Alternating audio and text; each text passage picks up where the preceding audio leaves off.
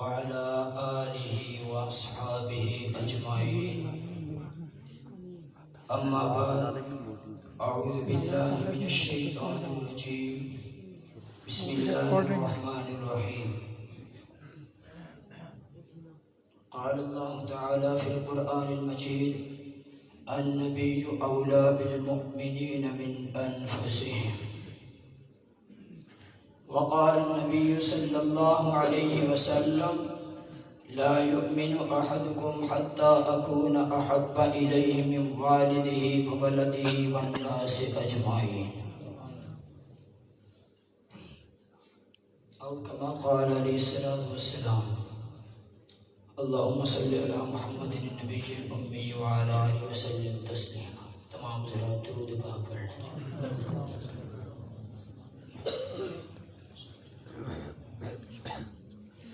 میرے انتہائی واجب الاحترام استاد محترم حضرت مولانا قاری عبدالباسط صاحب سلمہ اور دیگر علماء کرام کی موجودگی میں بات کرنا مناسب تو نہیں سمجھتا، البتہ اس نیت سے کہ میں حضرت کو سبق سنا رہا ہوں سعادت سمجھتا ہوں، تو اسی غرض سے میں چند ایک معروضات آپ کے گوشے گزار کروں گا.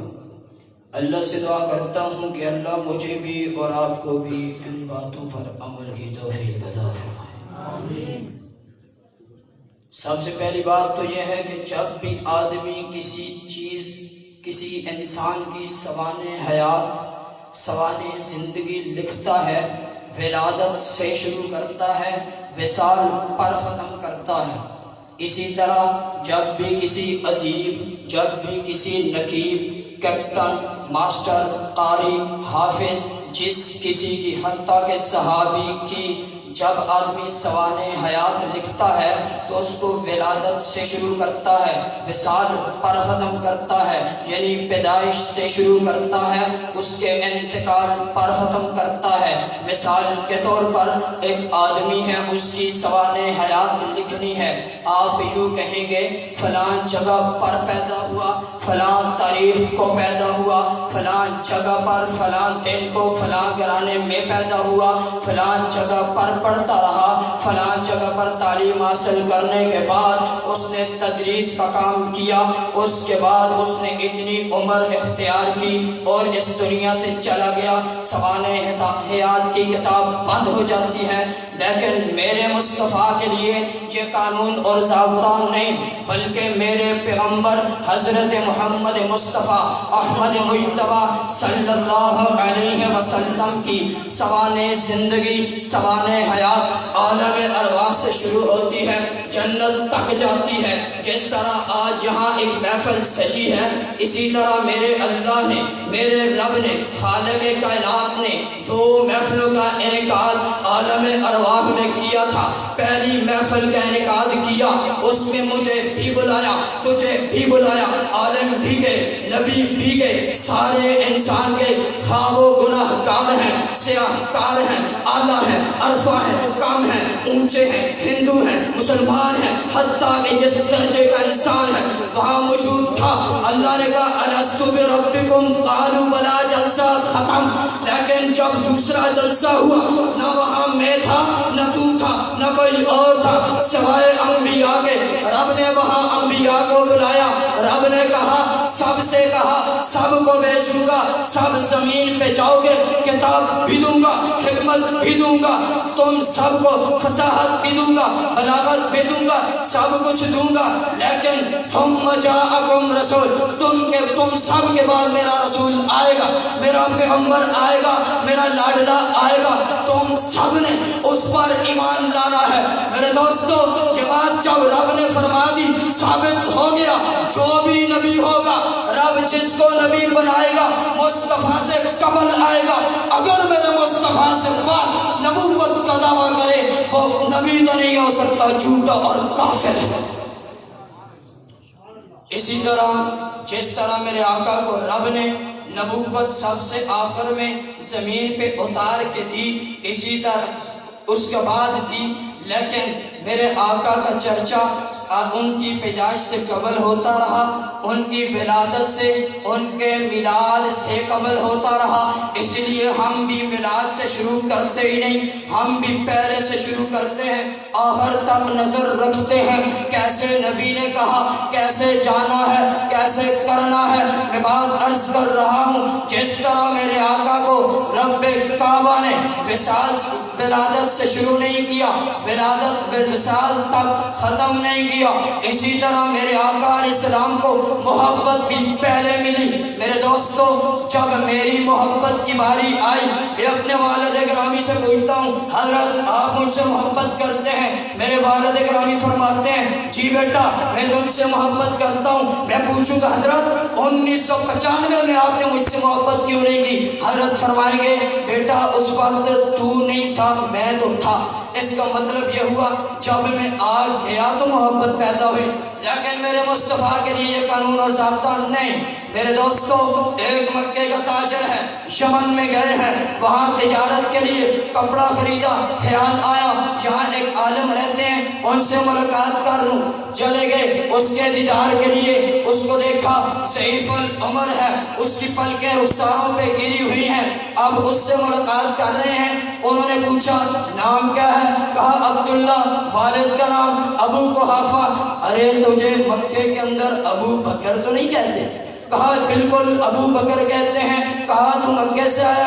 کہا بالکل جی مکے سے آیا ہوں۔ کہنے لگے کہ اٹھ مجھے گلے مل۔ کہنے لگے حضرت مجھے سمجھ نہیں آتی، میں یہاں آیا ہوں آپ کے دیدار کو، آپ میری ملاقات کو بے تاب نظر آتے ہیں۔ کہا کہ میں یہودی ہوں، میں انجیل اور تورات کا عالم ہوں، میں یہ جانتا ہوں ان کے اندر یہ بات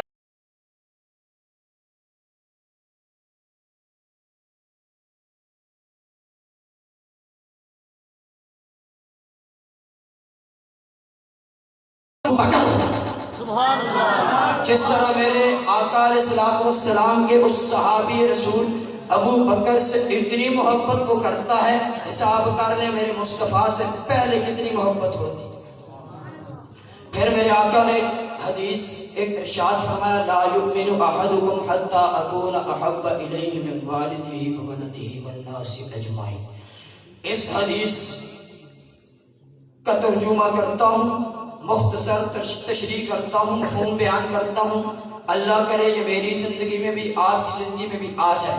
اگر ہم، میں دعوے سے کہتا ہوں، اگر ہم اس حدیث پہ پورے اتر جائیں، ہم کامل ایمان والے ہو سکتے ہیں، ہم جنتی ہو سکتے ہیں۔ آقا فرماتے ہیں کسی آدمی کا ایمان مکمل نہیں ہو سکتا جب تک مجھ محمد سے، اپنے والد سے بڑھ کر، والدین سے بڑھ کر، اولاد سے بڑھ کر، حتیٰ کہ تمام انسانوں سے بڑھ کر، تمام چیزوں سے بڑھ کر، اپنے کاروبار سے بڑھ کر محبت نہ کر لے۔ میرے دوستو، یہ فتویٰ ہے، یہ فتویٰ میرے استاد جی کا نہیں، یہ فتویٰ میرے والد کا نہیں، یہ فتویٰ میرا نہیں، میرے بھائی کا نہیں، میرے کسی عزیز کا نہیں، یہ فتویٰ کسی صحابی کا بھی نہیں، یہ فتویٰ میرے مصطفیٰ کا ہے صلی اللہ علیہ وسلم۔ فرماتے ہیں آدمی کا ایمان مکمل نہیں ہو سکتا۔ میرے دوستو، کب مکمل نہیں ہو سکتا؟ جب تک مجھ محمد سے وہ والدین سے بڑھ کر، اولاد سے بڑھ کر، تمام انسانوں سے بڑھ کر محبت نہ کرے۔ میرے دوستو، میرے آقا یہ بھی کہہ سکتے تھے جتنی والدین سے محبت کرتا ہے اتنی مجھ سے محبت کرے، کامل ایمان ہے۔ یہ بھی کہہ سکتے تھے جتنی اپنی اولاد سے محبت کرتا ہے اتنی مجھ سے محبت کرے، ایمان پورا ہے۔ لیکن میرے مصطفیٰ نے یہ نہیں کہا۔ وجہ کیا ہے؟ میرے آقا جانتے تھے کہ بات ان کے ذہن میں موجود تھی، وہ جانتے تھے میرے اس دیوانے کے عمر کے اندر، میرے اس دیوانے کی زندگی میں وہ لمحات آئیں گے، کبھی اس کی زندگی میں غمی آئے گی، کبھی خوشی آئے گی، کبھی کوئی فوتگی ہو جائے گی، کبھی یہ بزنس اور کاروبار کرے گا، کبھی قیادت سنبھالے گا، کبھی یہ لیڈر بنے گا، کبھی یہ رعایا میں شمار ہوگا، کبھی حکمران بنے گا۔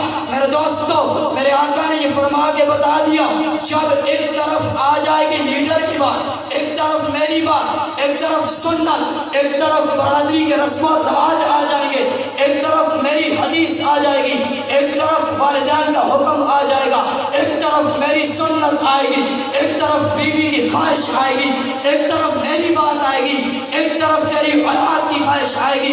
اس وقت تو نے میری حدیث کو، میری سنت کو، میری بات کو اپنایا، سمجھ تیرا ایمان مکمل۔ اگر ایسے نہیں آئے تو کسی کے فتوے کی ضرورت نہیں، کسی سے فتویٰ پوچھنے کی ضرورت نہیں کہ میں مومن ہوں کہ نہیں، ورنہ اس حدیث کے ضمن میں آدمی خود فیصلہ کر سکتا ہے کہ میں کتنا مومن ہوں اور کتنا نہیں۔ اللہ تعالیٰ سے اللہ من کی توفیق عطا فرمائے۔